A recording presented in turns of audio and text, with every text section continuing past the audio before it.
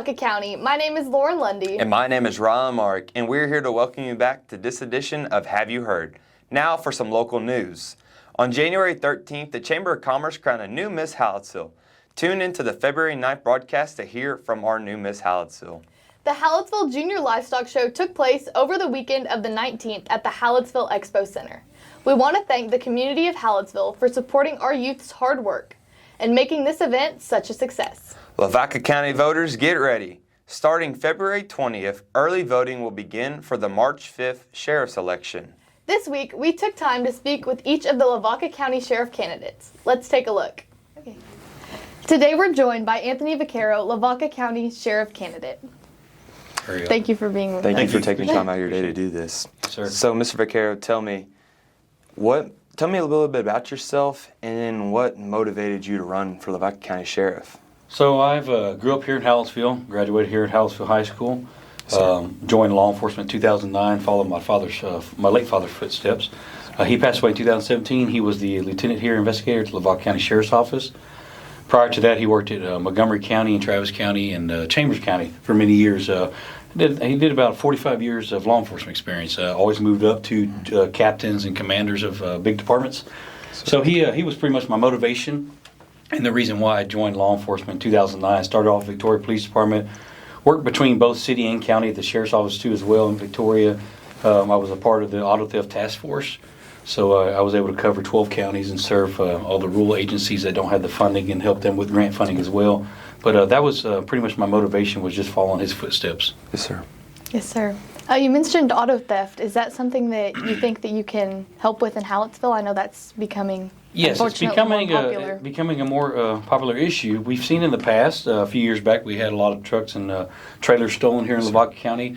It's a grant-funded opportunity. So what happens is everybody pays $4 a month on their auto insurance, and if you didn't know that, that goes to combating auto theft crimes, trailer crimes, tractors, stolen lawnmowers, kind of what we see in these rural areas in these small counties, right? Mm-hmm. It's because it's farm and implements of farms, machinery, hay balers, and then the list goes on, right? So we have to use that money to combat it. There's 28 task forces in the state of Texas that cover this, and what they do is they come together. They deploy resources, like myself would go and help Lavaca, DeWitt, Goliad, Refugio, Calhoun counties with all these large-scale operations because they don't have the funding in their general budget to take care of this. So what we did is we deployed ourselves and our teams and set up undercover surveillance and operations to make sure that they were taken care of. We recovered a little over $600,000 in stolen property. Wow. We did a lot of GPS tracking, basically undercover surveillance early in the morning. We would do CIs with confidential informants. We would set them up to go in and buy stolen parts, stolen ATVs, stolen ATV motors in Victoria, and it led us to a large operation where we arrested 8 offenders a few years back in DeWitt County as well.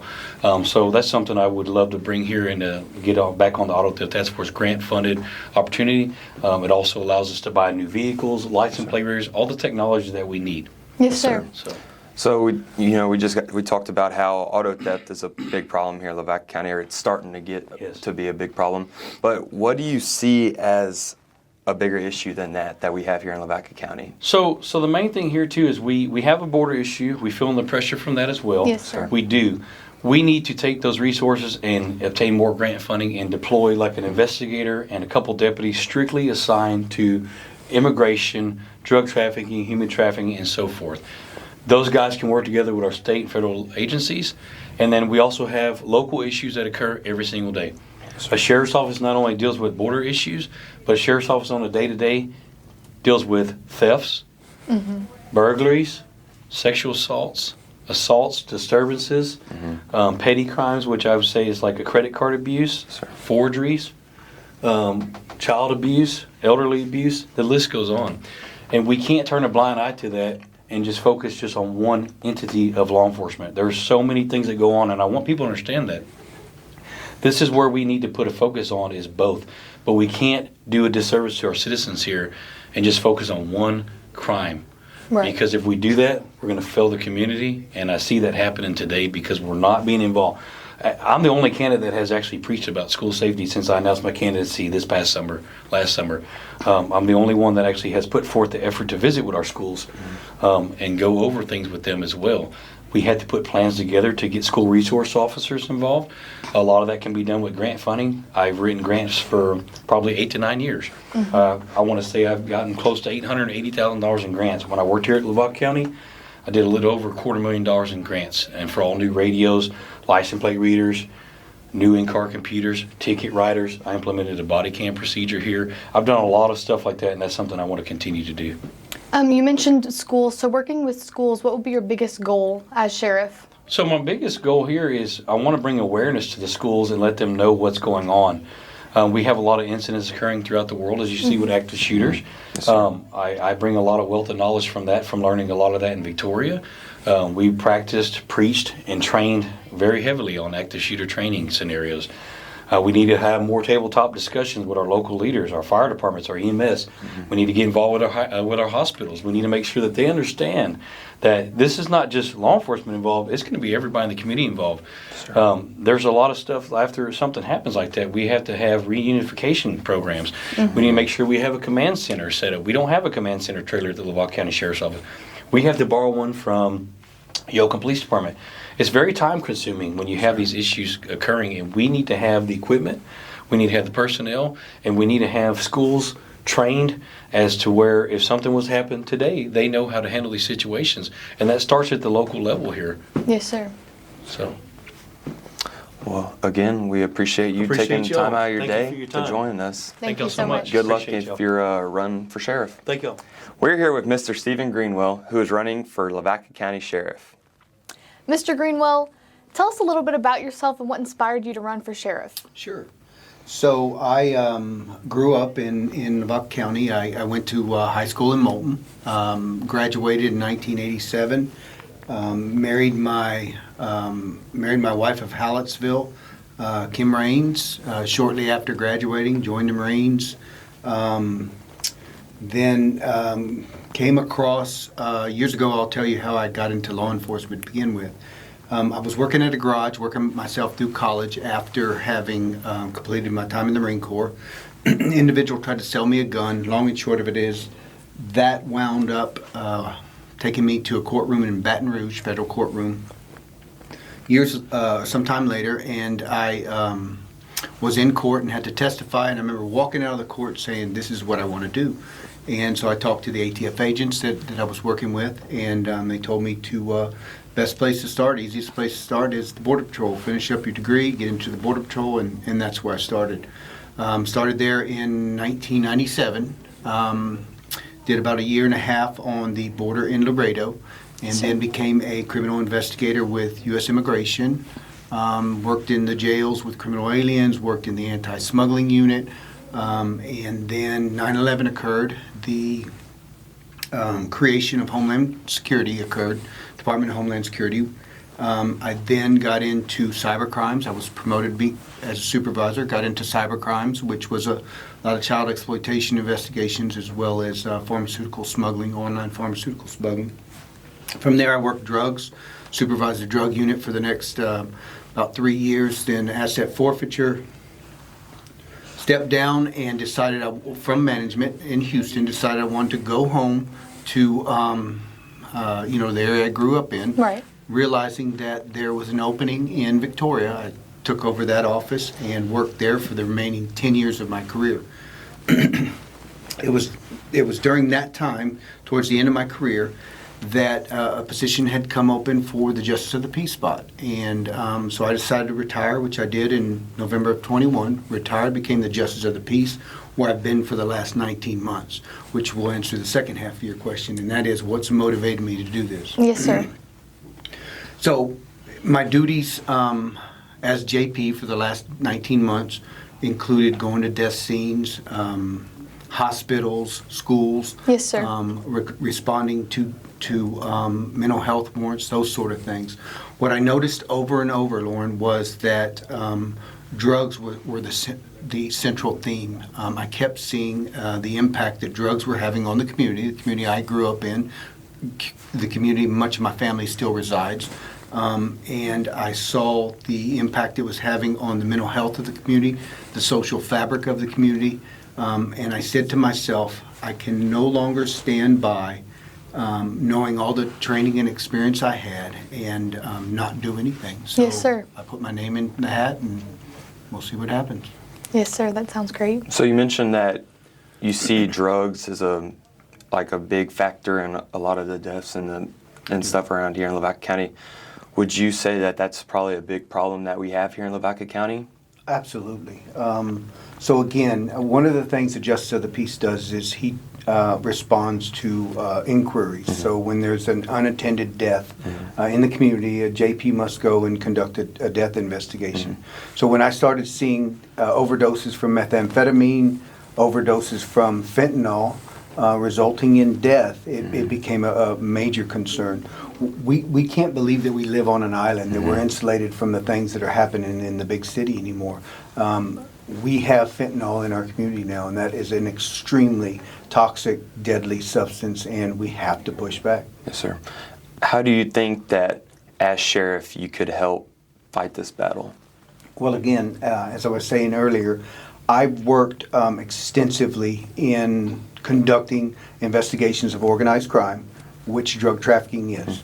I've conducted extensive investigations in asset forfeiture, as well as other areas around the drug trade.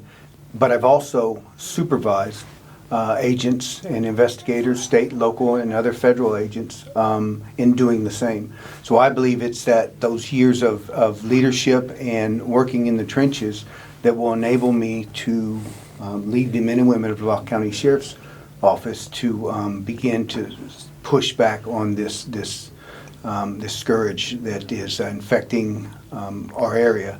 I would like to my goal would be to make it so difficult for drug traffickers to sell their poison in our communities, for individuals to use those deadly substances, that the Lavaca County sign would become a stop sign to those people. They would just take that business elsewhere. Yes, sir. When tackling a problem like this, how important is informing the community and community involvement? Extremely important. In fact, one of the things that I've decided that I would do upon taking office, excuse me, is develop what I call a citizen advisory board, and that is to bring in some of the community leaders throughout the entire county and meet with them on a regular basis, so that I could learn of the concerns of your different entities, clergy, hospitals, EMS, Yes, sir. the various entities throughout the town, throughout the county, so that I could then later address those concerns. I believe it's absolutely important to have the input of the citizens of this county. Yes, sir. Well, thank you very much for taking time out of your day to join us here, and good luck to you. It's your journey to become possibly Lavaca County Sheriff. Thank you. Thank you Yes, for sir. giving me the opportunity to chat Sir. with both of you. It was a pleasure. Thank you so much. Yes, Thank ma'am. you. Today we're joined by Sheriff Micah Haron. Thank you so much for joining us today. Thanks for having me. Yes, sir. Okay, can you tell us a little bit about yourself and what motivated you to continue running for this office that you already hold? Sure. So I've been sheriff for 20 years. I started my public service career 44 years ago as a volunteer fireman in my local town. Yes, sir. And so interacting with law enforcement and different agencies on fire scenes and crashes and whatnot, it piqued my interest, and I felt that I wanted to serve in the public and go into law enforcement. So that's basically how my career started. Yes, sir. And so it just went from there. I've worked as a city patrolman, and then I came to Lavaca County in 1989 and went to work for the sheriff. I've been a dispatcher, I've been a jailer, I've been just a patrol deputy, then I was promoted to sergeant, and then I was appointed by the Commissioner's Court to take the role of Justice of the Peace back in 1997. And I served almost 2 terms, 7.5 years as a Justice of the Peace before I initially ran for sheriff. And so I took office in 2005, and I've been sheriff ever since. And I'm just this is my passion, this is what I love to do, and I'm not finished yet. And so Yes, I sir. feel like I want to continue running Yes, sir. and to maintain the office. Yes, sir.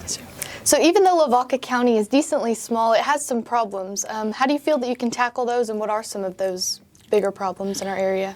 Sure. So, being the county law enforcement, we have jurisdiction throughout the whole county. It's 970 square miles. So there's a lot of territory to cover. Yes, sir. And so we do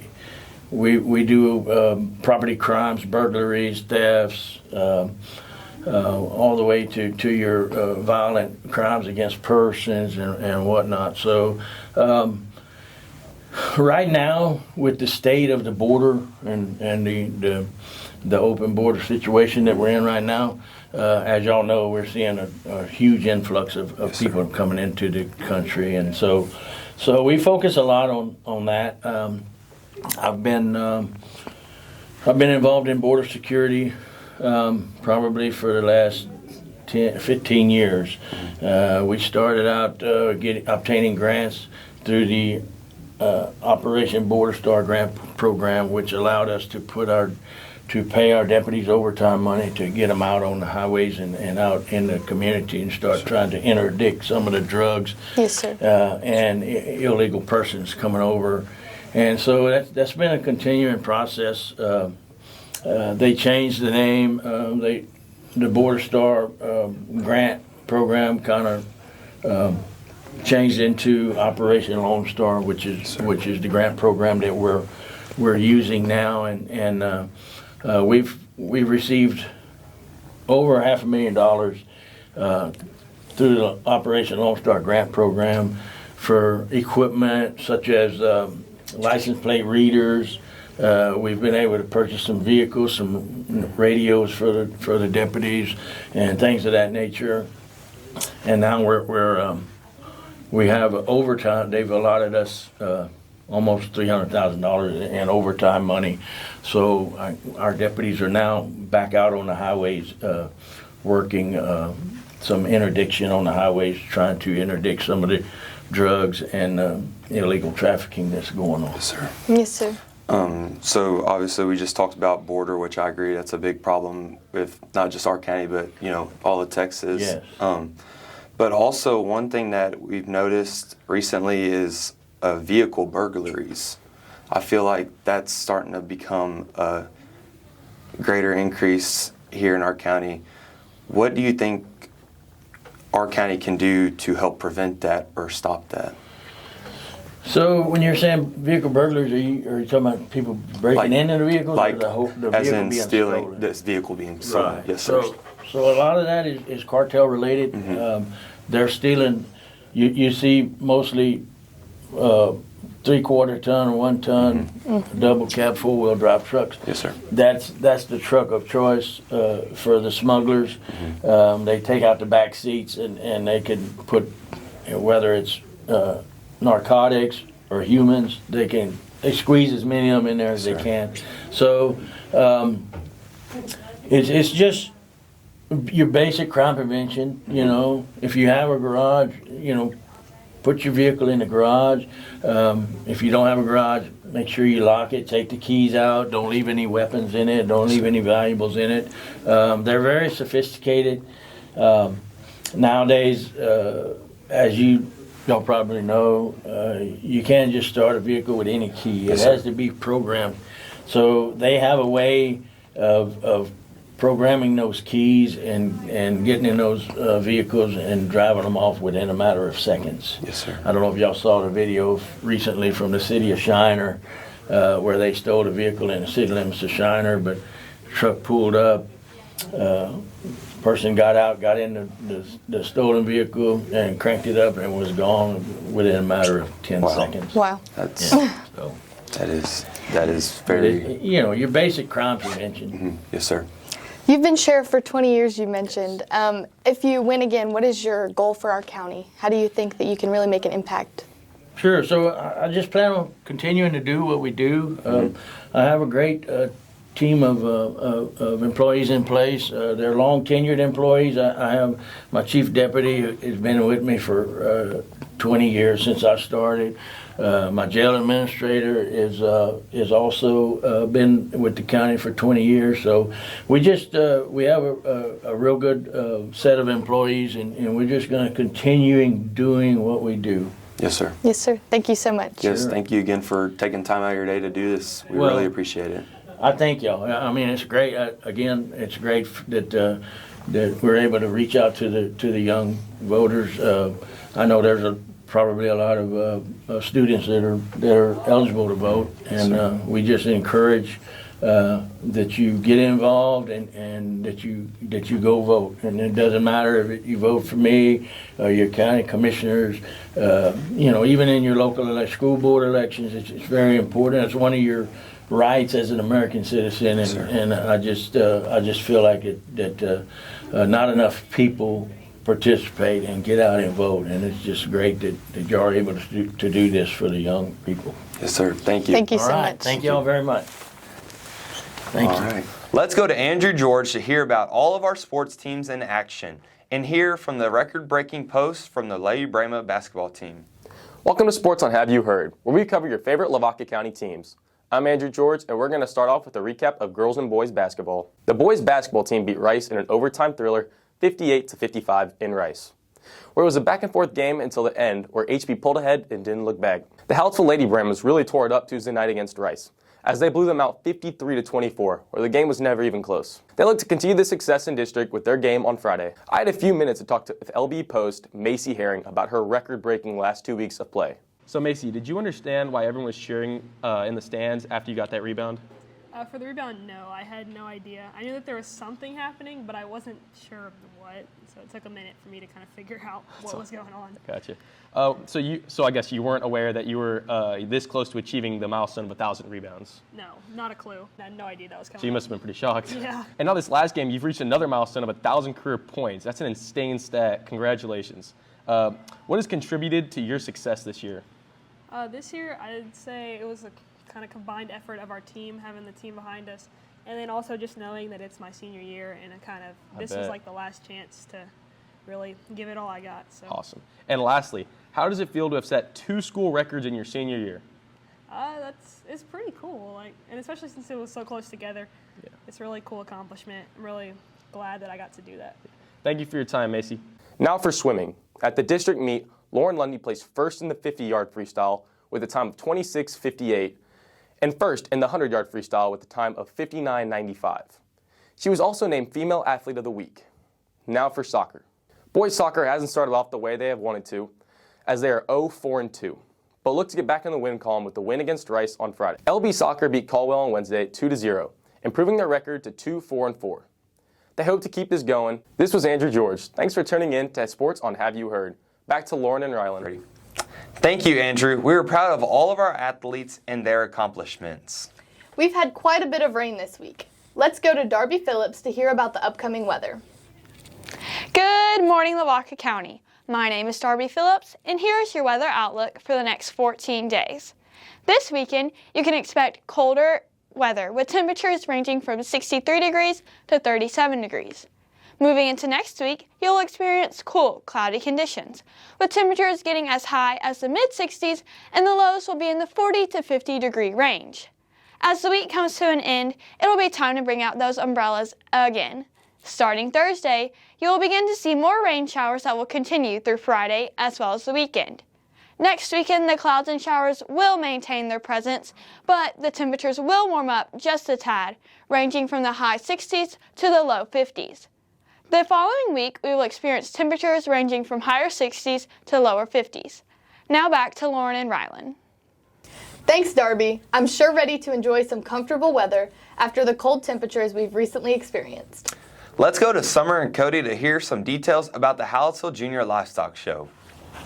Hey there, Lavaca County. My name is Cody Bible. And my name is Summer Leopold. And welcome back to episode 9 of Ag in Your World, brought to you by Hallettsville FFA and Hallettsville Bremen News Network.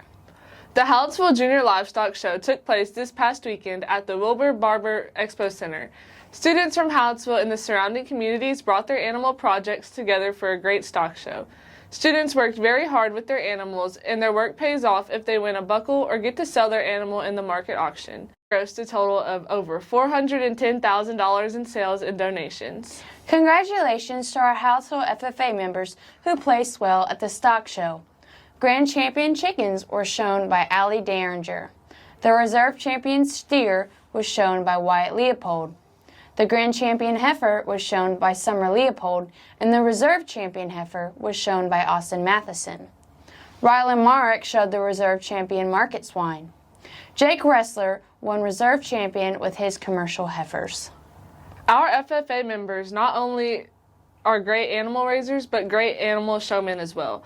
Congratulations to Colton Needham, Grand Champion Steer Showmanship, Austin Matheson, Grand Champion Heifer Showmanship, Austin Matheson, Grand Champion Swine Showmanship, Peyton Matheson, Reserve Champion Swine Showmanship, and Colton Derringer, Grand Champion Broiler Showmanship. Every episode, we like to shine a light on our outstanding FFA members. This spotlight goes to FFA member Ashlyn Puska. Ashlyn is a freshman, is in her first year of FFA. She shows a goat and commercial heifers in Hallettsville and commercial steers in Houston and San Antonio. She's on the chapter conducting and skills LDE teams and the meat judging CDE team. And we'll close with Ag News of the Week. With the recent rains, we would like you to be aware of some diseases that cattle may be susceptible to. Grass tetany and foot rot are two diseases that can be onset by heavy or sudden rains. Foot rot is caused by a bacterium that is present in cattle but needs moisture or injury to penetrate the skin. Nutrient deficiencies also weaken the hoof and allow the bacteria to penetrate the hoof wall. Cattle may be experiencing nutrient deficiencies with the recent drought, and the recent rains may increase their risk of foot rot. Be on the lookout for lameness, swelling of the feet, or loss of appetite and sluggishness in your herd. Grass tetany, also known as hypomagnesemia, is caused when there are low levels of circulating magnesium in the soil. Older, lactating cows with calves are most at risk for developing grass tetany because they are utilizing a higher amount of magnesium than non-lactating cows are. Additionally, winter grasses have lower levels of magnesium than warm season grasses. High moisture content in grass also flushes the magnesium out at a faster rate, and bad weather and stormy conditions accelerate this process even more. Most cows with hypomagnesemia are found dead, but the early signs include aggression, a stiff gait, muscle twitching, and staggering. Hypomagnesemia can be fixed by administering magnesium to the blood intravenously or subcutaneously in situations where an IV cannot be sufficiently provided. Hypomagnesemia can be easily prevented by providing adequate nutrients for cows and ensuring their intake of the required amounts. Thank you for tuning in to Ag in Your World, brought to you by Hallettsville FFA. We hope that you return for our next episode that will air on February 9th on Have You Heard? Now back to Rylan and Lauren. Thank you, Summer and Cody, for that valuable information. We want to say a special thank you to our sponsors, Edward Jones, Shamrock Movers, Lavaca Title Company, TDECU, CH Graphics, Foreverlast, Benedettini Cabinets, City Motors and Edna, Plum Perfect Plumbing, Texas Elite Therapy, and Miss Judy Drost. If you or your company are interested in sponsoring us, please contact our advisor, Christy Opiella, at 361-798-2242, extension 384. Once again, I'm Lauren Lundy. And I'm Rylan Mark. Thank you for joining us for today's edition of Have You Heard? See you next time.